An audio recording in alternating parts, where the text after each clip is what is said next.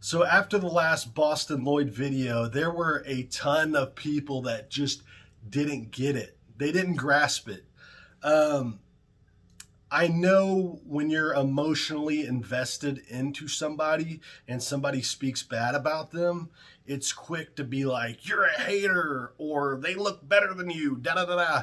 If you watched that video and the only thing that you got from that video is I'm a hater, I think I'm better than him, you completely missed the entire point of that video. And I even spelled it out for people in the beginning. The point of this video is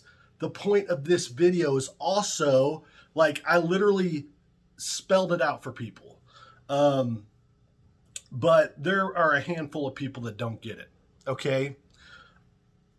Number one, am I anti-steroid? Absolutely not. Am I anti-anabolics? Absolutely not. I am on testosterone replacement therapy. I've used SARMs.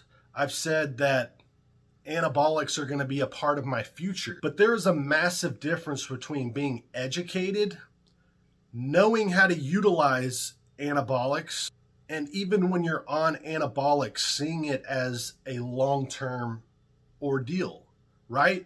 People get on PEDs, and what happens is they lose this mentality of their fitness journey is long-term. So they get into this mentality of, okay, I did 500 milligrams a test with an oral and I didn't get the physique that I wanted. So now I need to do 3 drugs. Now I need to do 4 drugs. Now I need to do 10 drugs. So the point of that video was to hopefully reach people that may be in a delusional state, that may be taking Bostin Loyd's advice, and they wake up and say, you know what? My life is worth more than being on 10 different drugs that's going to put me 6 feet under before I'm 40. I'm not invincible. It's funny because there have been pro bodybuilders like Lee Priest who came out and warned people a long time ago that taking too many drugs is going to put you 6 feet under. You're going to have serious health complications from it. And when it comes to somebody like me, obviously from a bodybuilding standpoint, Bostin Loyd would blow me away, like if we stripped down. But for one, guys, I'm not a bodybuilder. I don't want to be a bodybuilder. I have no interest in being a bodybuilder. People get the name of my channel mixed up. They see Train to Be a Freak and they think that I'm just trying to get big as possible and I'm pushing people to get big as possible. Absolutely not. Being a freak comes in many different forms. It can come from a great fighter, a guy that can run a 40-yard dash in 4.2 seconds, a dude that can freaking bench over 500 pounds, a guy that can fucking shred on the guitar like Paul Gilbert. Like, being a freak just means being the best that you can be.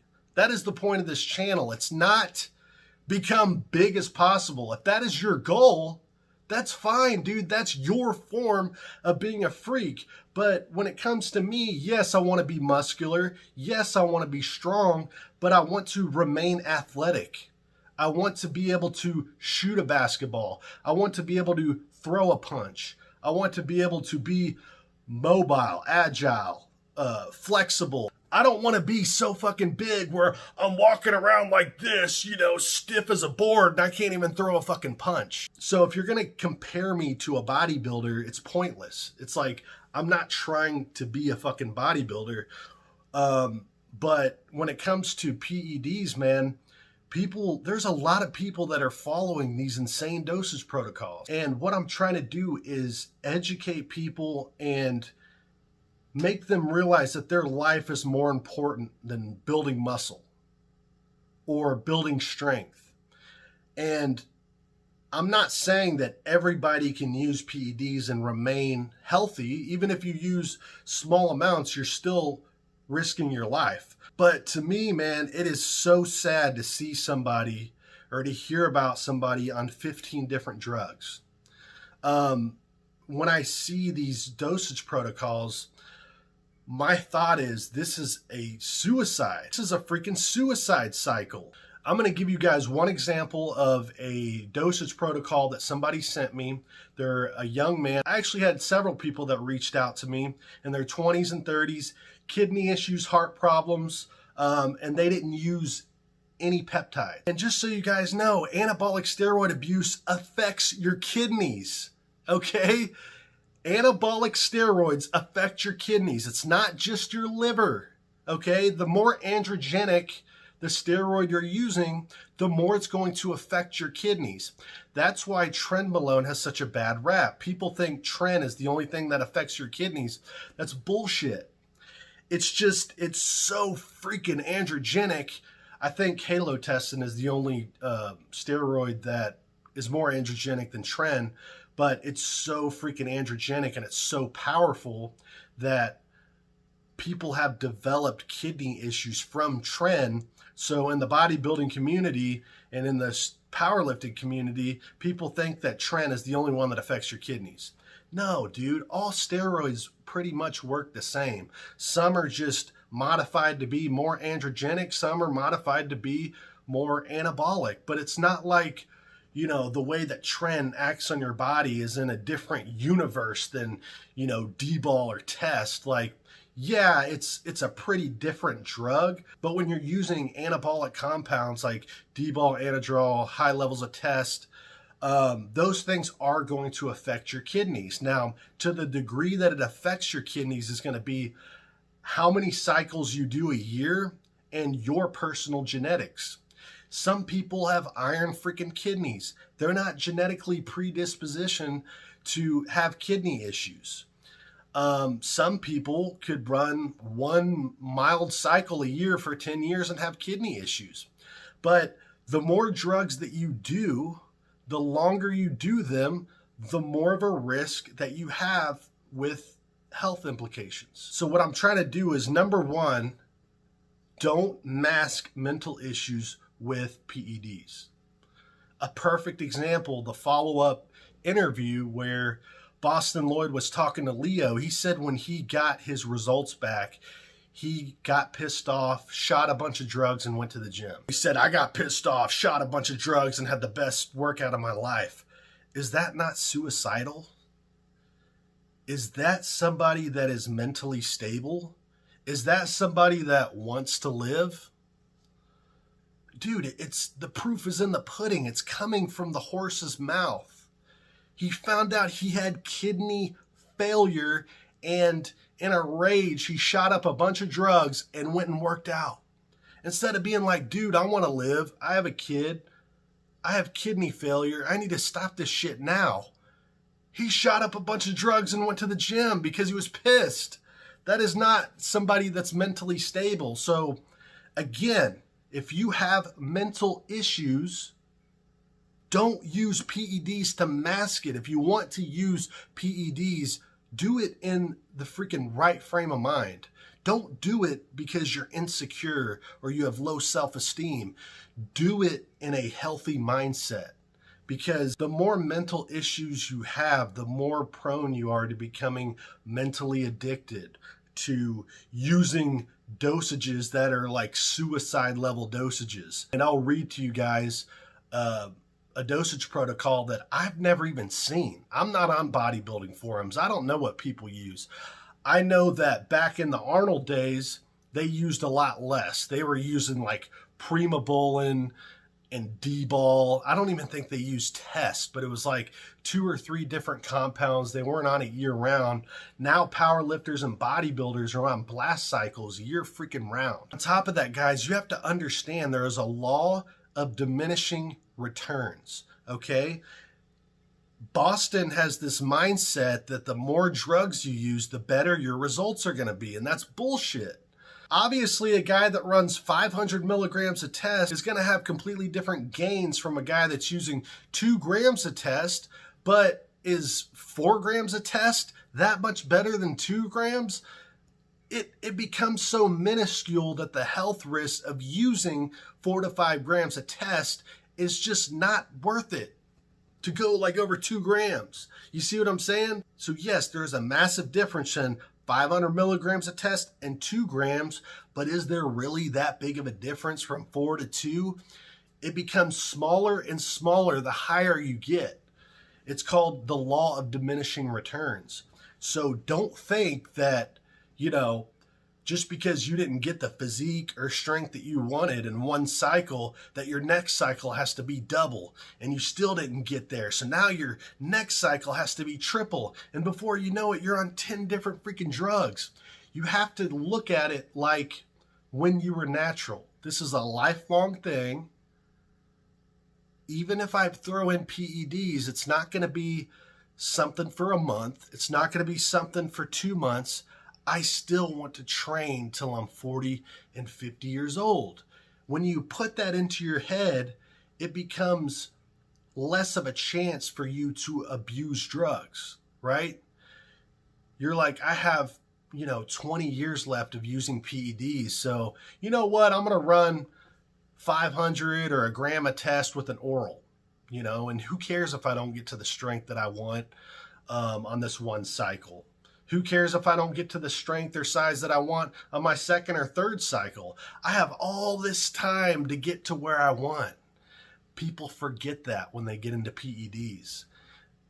They're always setting up for the next biggest cycle to chase the end result, but the end result never comes because nobody's ever big enough. Nobody's ever strong enough. And again, guys, I just want to inform people. This is an informative channel. I do random fun topics, but this channel is majority informative. I am completely anti-delusional.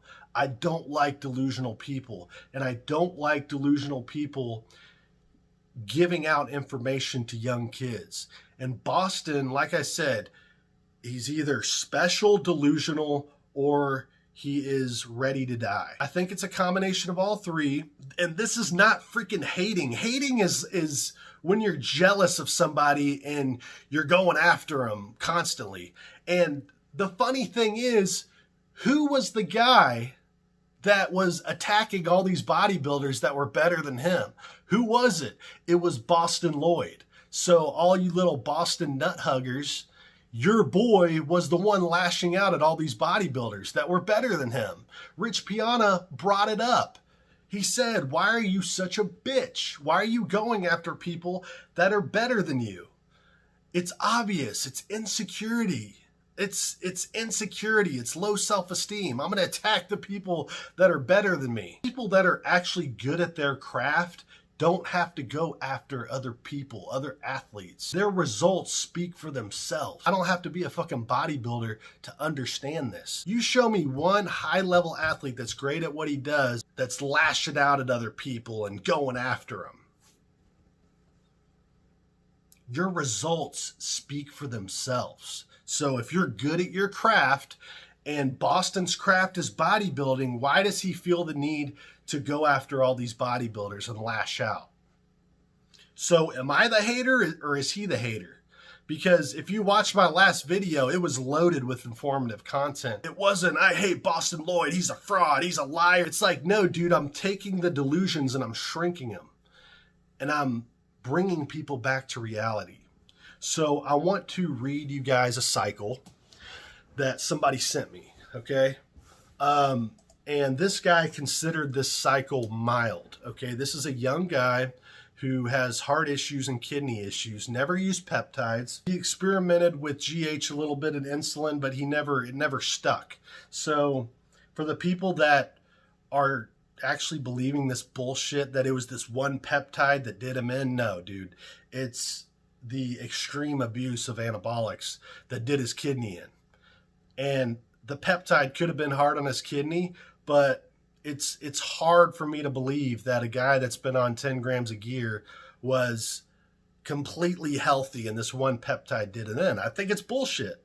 And again, I know the research on anabolics. Like I said, I know that they affect the kidneys. I've seen the research. But here's a good example of somebody who is in modern day bodybuilding.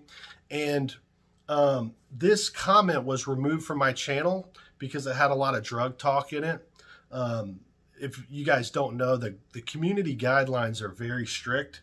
but for some reason I'm able to see it. So most of the time when it's removed, I can see like half of it, but for some reason, I don't know if they changed it or whatever, but I could see the whole comment. So this dude told his story. You know, he basically went on how he abused PEDs, you know, thought he was invincible, just didn't really think about the implications. And then he collapsed at the gym one day. He had a major heart arrhythmia. And for people that don't know, when you're abusing anabolics and you're not being smart with them, you can have big time growth in your heart. And you can have perfect blood work and still have an arrhythmia that kills you. So don't think that just because your blood pressure is good, just because your cholesterol is good, that you can just keep abusing the shit out of gear and not have any implications. Again, I'm not anti-steroid. I'm anti-delusional. If you do this stuff, realize what you are doing. That's it. Realize the risk. Be a man. Accept the risk. Don't be fucking stupid. That's all I'm saying. So here we go. So this guy, after he told his story, I said, do you mind sharing the dosages that you used? And he was a competitive bodybuilder that followed Bostin. And this was his normal cycle. And he said this was one of his more mild cycles. Okay. Testosterone cypionate, 400 milligrams a week. Sustanon, 500 milligrams a week. Testosterone enanthate, 400 milligrams a week. So he was on a little over a gram of test a week. Those are all different testosterones. Anavar, 30 milligrams a day. Parabolin, 152 milligrams a week. Primobolin, 200 milligrams a week. Winstrol, 350 milligrams a week. Halotestin, 40 milligrams per day. And then he said, I tried growth hormone and insulin, but never stuck to it. When I saw that, I said, are those dosages that you use, or is that a freaking cycle? And he was like, yeah, that's a cycle. And the modern day bodybuilders have very similar cycles to that. Like, dude, what? When I saw that, I'm like, that is a suicide cycle. How can you take that and not think that there are major health implications from taking that? I don't get it. It's like, just realize what you're freaking doing, guys. Don't do shit like this. I hope this kid has a speedy recovery. His name's Jordy. I think that's his username. I hope him a speedy recovery, Jordy229. I hope this dude a speedy recovery. There were also other people that commented on my video talking about having kidney failure from anabolic use with no peptides. If you're going to enter the world of anabolic steroids, don't be delusional. Don't do them to make up for mental illness. Do them as smart as you can. And I can't recommend anything. I'm not a doctor. You shouldn't be taking anything, but if you are, do it smart. Don't kill yourself. This is a suicide fucking cycle. It's not sustainable, you know? A gram of test isn't too bad, but all that other shit, 10 different freaking steroids, understand that at that level of gear use, you're literally a walking heart attack, a walking arrhythmia, you know, or you're going to have some type of kidney or liver damage. Just because Ronnie Coleman and these other bodybuilders came out fine doesn't mean that you are. You're not Ronnie Coleman, okay? You're not Lee Priest. And on top of that, those guys didn't take shit like this. Their cycles were not this crazy. It just shows that if you're meant to be a bodybuilder, you're meant to be a bodybuilder. If you're not meant to be a bodybuilder, it doesn't matter what you do. You're never going to be an elite bodybuilder. You can take all the drugs you want, but it doesn't mean that you're going to be the best at what you do because of, you know, this secret massive cycle. And that's what Bostin Loyd pushes, is that it's all about the drugs. You know, it's all about, you know, pushing these high dosages. If it doesn't work, raise the dosage. And you're either cut out for bodybuilding or you're not. Look at fucking Ronnie Coleman and Lee Priest before they got on drugs. They were fucking massive because they were meant to be bodybuilders. Every Mr. Olympia was huge before they started drugs because they were meant to be bodybuilders. That's all I got to say today, guys. Hit the subscribe button and see you next time.